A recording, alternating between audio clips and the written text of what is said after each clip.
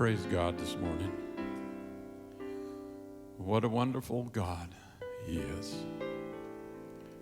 You know, I was thinking just the other day about when I was a little boy, about 8 years old.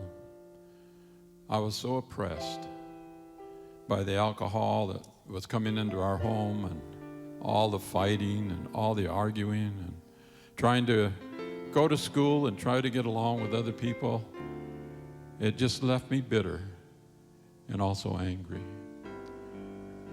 But on our Indian reservation, we had about 40 people in that reservation with about 5 houses, 6 houses. And everybody was drinking on weekends, and the children and that would all just take off and run into the hills and do whatever he wanted while the adults drank. But there was one family there that the dad just beat his boys. He had about 6 boys. I mean, beat them. They were my age. Just beat them. And you could hear them scream from the house and nights. And I remember my mother said, "Well, somebody do something. We got to stop this." And it went on and went on and went on. And finally she had enough. And she walked up to the house and she said to the father of that house, "Don't be beating your kids like this. That's awful."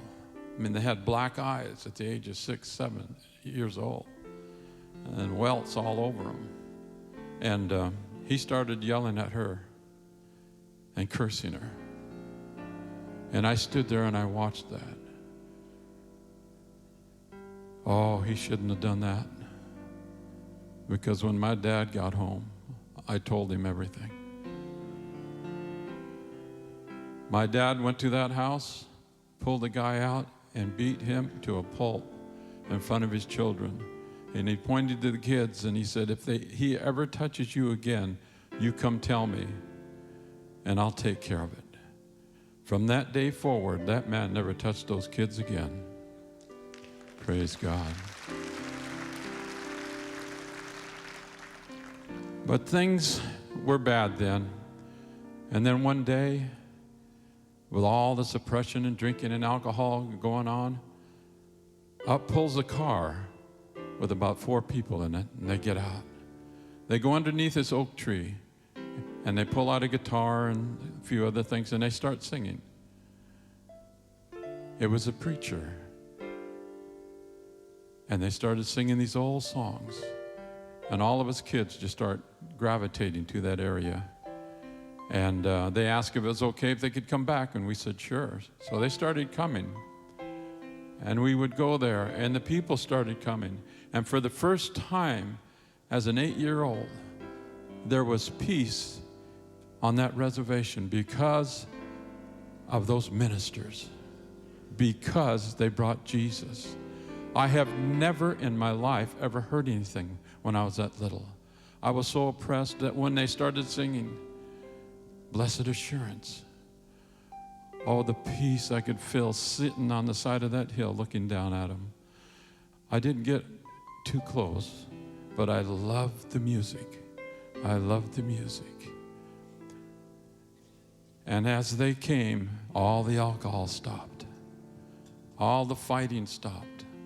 And all the neighbors were getting along together. Oh, it was beautiful.